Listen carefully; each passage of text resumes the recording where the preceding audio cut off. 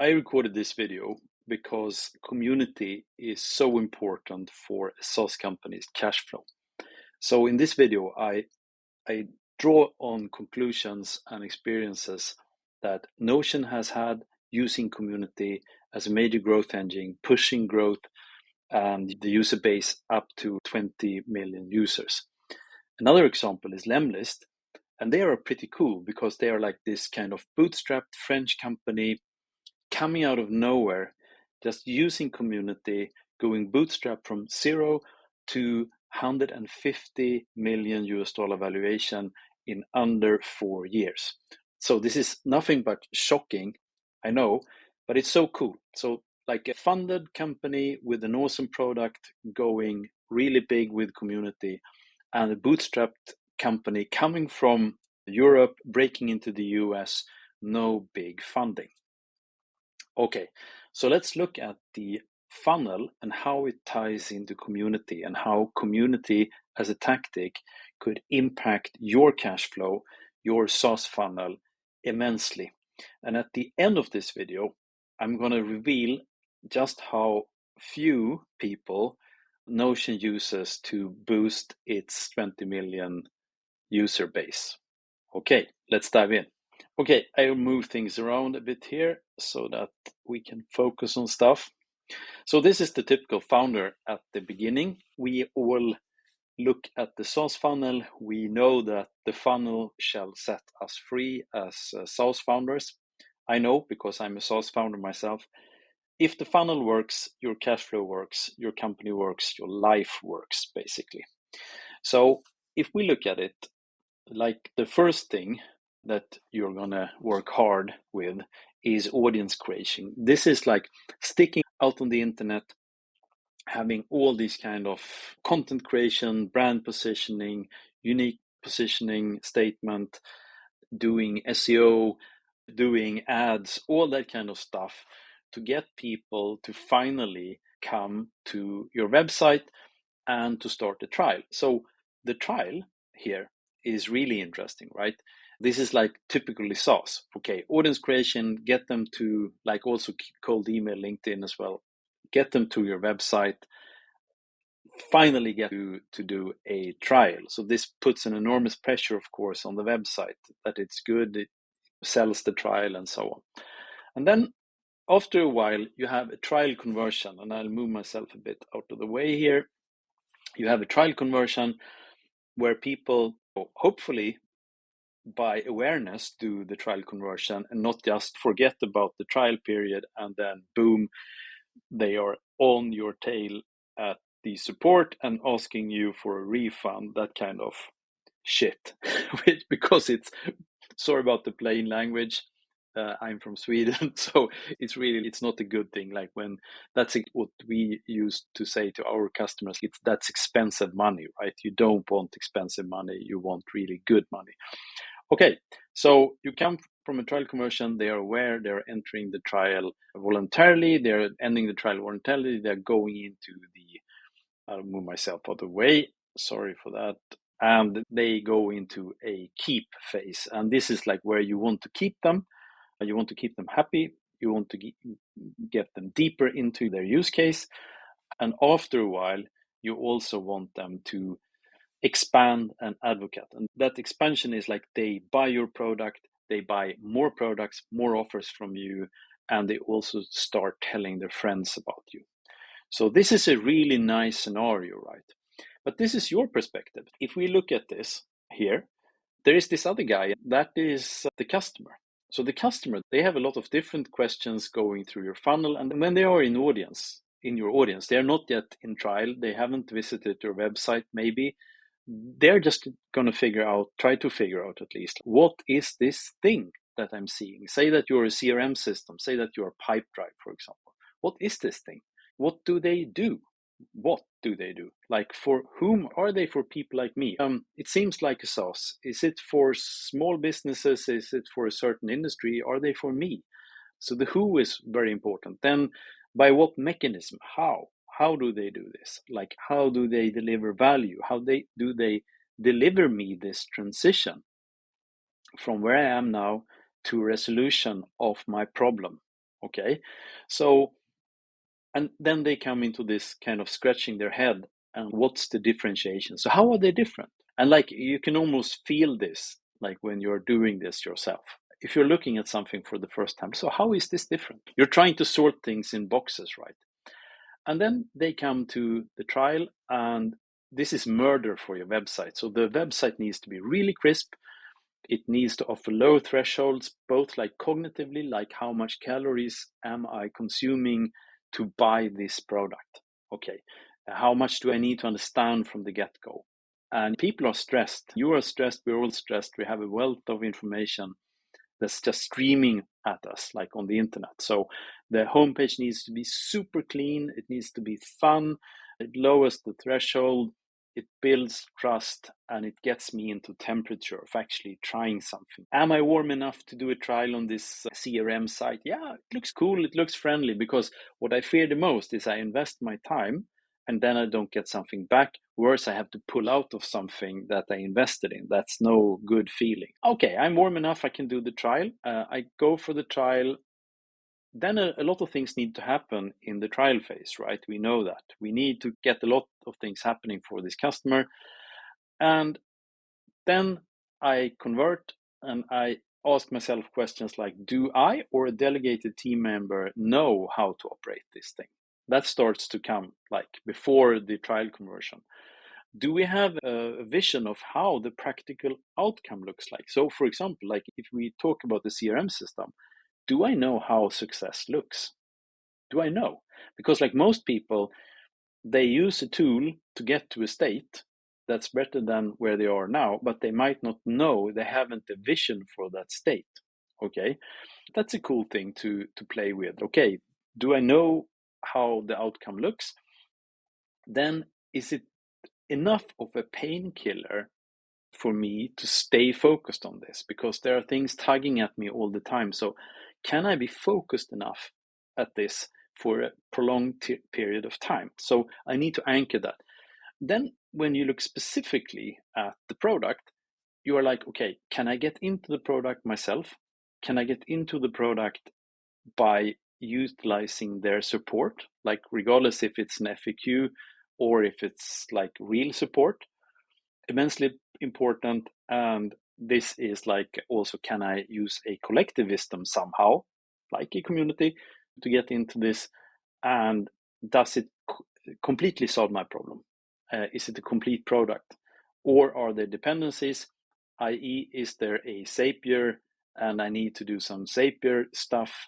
It's going to be more expensive, more complex, more dependencies. So that goes through my head. Okay, I go for a trial conversion. Now I am in keep. So I'm actually using the product. So I'm starting to get the hang of this, and I start to have the need to expand the usage of the tool into the rest of my organization, right? So what happens here is I understand that this is important. I believe in it. So other people need to do this as well in my organization. And there could be network effects. If I come with Slack, for example, the Slack messenger, definitely going to be network effects. But otherwise, I want my whole team to be able to operate most SaaS products. And then I want to go deeper in my use case, because I probably started with one thing, and then I need to expand those things to start solving my complete problem. And after this, I'm in the total nirvana state as a customer. I just trust these guys. I have this partnership with this company and this product.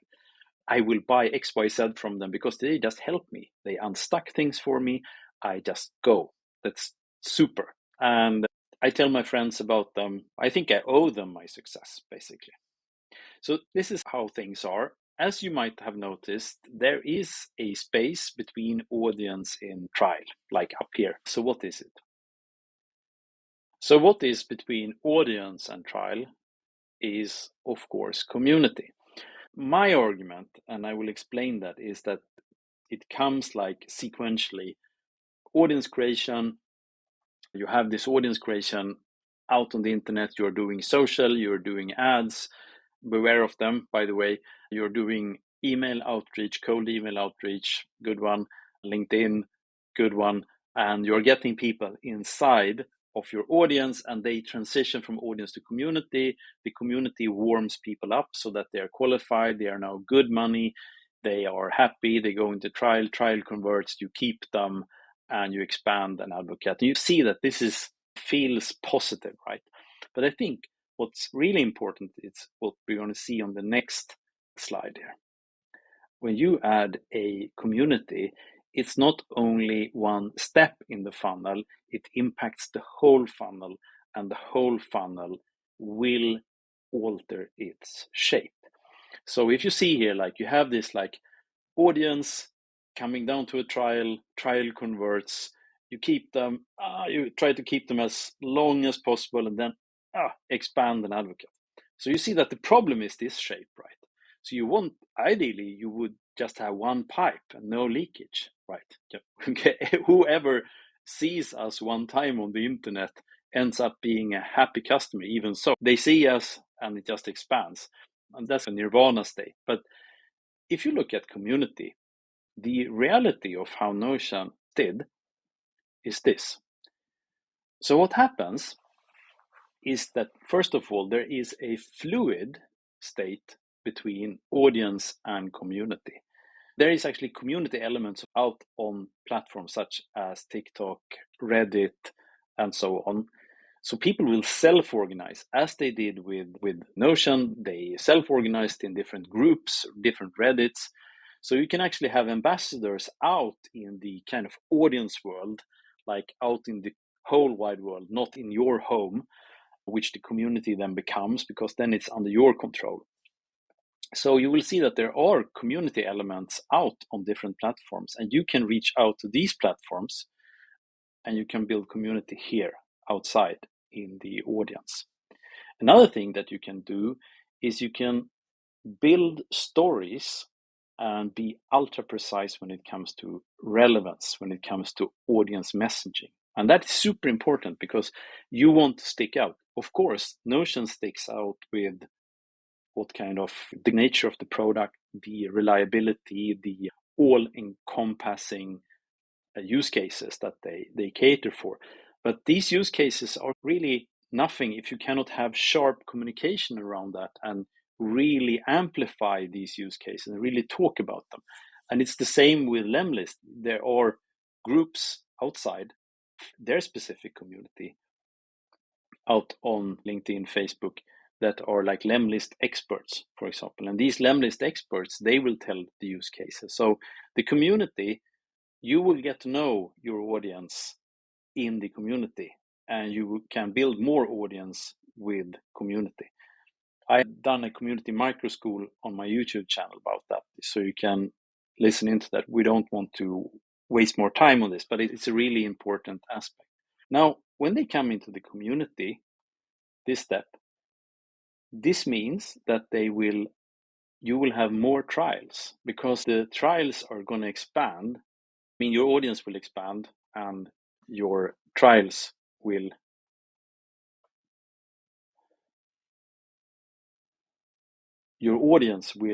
expand because you have better stories, because you get to know people intimately inside your community. So your messaging out here, like your differentiation, will be way better.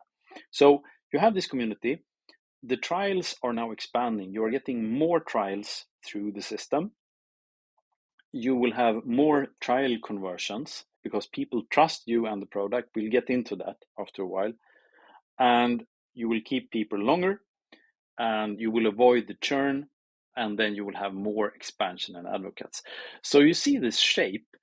You're actually getting less of this shape, but more of this shape. So you're moving the volume of throughput in your SaaS funnel by using a community. Now, this is not trivial. Everything that you put through here is cash. So if you get this to happen, if you use a tactic like community, you will get more trials, i.e. more cash, more trial conversions, more cash, keep them for longer, more cash, advocate and expand, more cash. So the community is essentially a fix or a booster for your SaaS funnel. This is really important.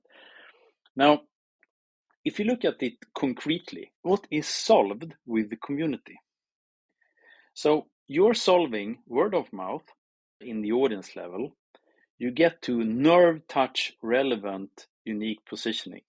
So unique positioning statement tells people what do they do, who is it for, what is the mechanism, how they do it, and why. So they can connect with the ethos or their story. Like, for example, Lemlist, G at Lemlist, he did this because he had done an outreach agency before Lemlist, and he just thought that the total process was stupid and he wanted to fix it. Okay, that's his why story. You get to test the whole UPS, unique positioning statement, in your community, and you can bring that out in the audience so you will get more audience. And you can differentiate yourself. You can differentiate by communication, but also because you have a community.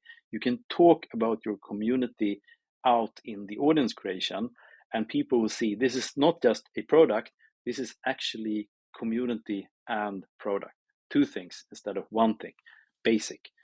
And the community and the product, we talked about that, are of course more to talk about and provides more value, but it also dials up the human brand, the relationship in what you're doing. It makes things warmer.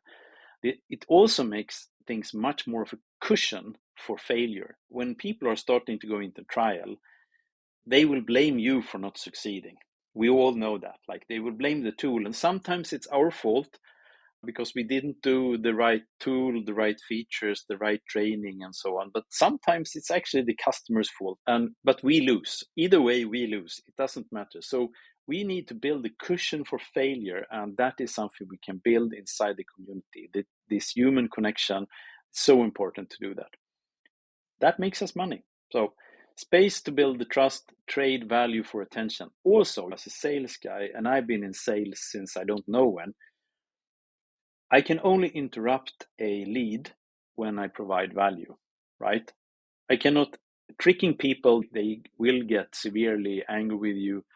It just erodes trust. If I can contact you with the value, provide you with a guide, some insight of your industry, something that's personal, I build a personal relationship. So I build this trust space here.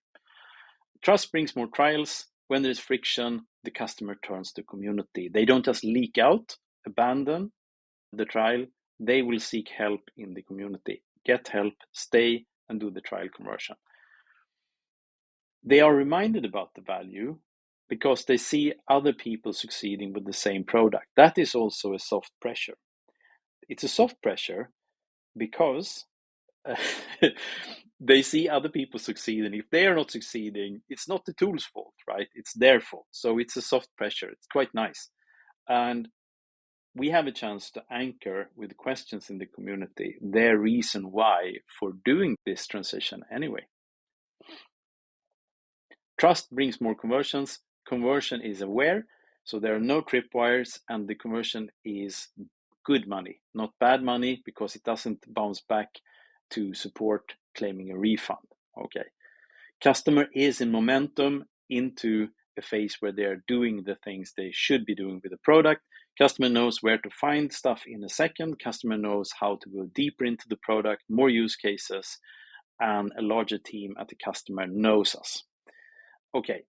Also, expand and advocate. We know that it just goes deeper. Everything we have seen here, it amplifies to expand and advocate. Okay. So what SaaS metrics are impacted? Because it's so easy to just say, yeah, but they're big. Notion, they were super funded, and just keep things from yourself, or go to Lemlist and say, yeah, but they were lucky. They were not in the same niche as I was. But if you break things down and have a look at the metrics, the exact metrics, it becomes clear that every SaaS company can use community successfully to impact their metrics. So let's have a look at the metrics. Customer acquisition cost is probably too high in your company right now. You probably know that it takes way too much money to get the customer inside the door and get them to be paying the bills for months and years. Brand recognition, you're probably not recognized enough in the market space, as we have seen that community will give you a reduction in customer acquisition costs. It's easier to stick out in the marketplace, easier to get people through the door. It's way better brand recognition if you have a community, you know what to say, and you can point at the community. You will have way more trial signups. And again, customer acquisition goes down when the number of trial signups for the same money goes up, and you will have more trial conversions to paid. That's just how this funnel works if you have a community. And your churn will go down, so you'll keep people longer. I can say to you, basically, when I was preparing this, I looked at some of our customers, and I know for a fact that they are not especially active on our platforms. I know a few who are not, but they are still with us because they like us, they like our mission, and they feel at home in the community. So they come for the product, they stay for the community. That's really a health insurance for your cash flow. So the customer lifetime value, the MRR, the ARR will go up. So that's basically it. The share of wallet, if you look at Expand and Advocate, the share of wallet will go up because you will sell one product first, then you can move up the ladder of features or products, and the brand recognition. Now you're noticing we are going full circle here up to audience. The brand recognition goes up, and again, the customer acquisition goes down. Okay. So this is me inside one of our communities. I just wanted to end with this picture because this is what it's about. It's about people. It's about one customer at a time. And I just wanted to anchor this picture with you, this energy when you have fun with customers, people in your team. It's so important. But if you go back to this funnel image, how many people do you think that Notion uses to run their community? I promised you this number because it blew me away when I noticed it. Notion uses three people to run their community and to have community as this beast of customer acquisition and everything in the funnel to drive massive revenue. So think about this. I will share other videos, but if you know exactly what you do, you can actually have a community up in a week and start running things. And I can also tell you that you could probably, as a small SaaS, run this in just a few hours per week. You don't need to hire more people to do this. You can shift some of the money that you're using to fill up here in the audience creation to place a community in your funnel instead and have a way better cash flow. So if you're using like 1K, 10K, whatever in your ad budget, for example, you're probably going to be way better off allocating just a few things in that and build a community to develop your cash flow, to develop a more nice shape in that funnel. Okay. So if this was useful, please go check out my other stuff on Niklas Lohman at YouTube. Check out Community Growth Secrets, where I give you these kind of transitions. I give you maps and other stuff. And as a matter of fact, I also can give you a platform to run this. A super cool Nordic-made community platform, Heartland. And that platform is included in a lot of the programs we are running. Also, it's in 3.0. It has everything from AI, free apps, really super nice meetings, really super nice event capabilities.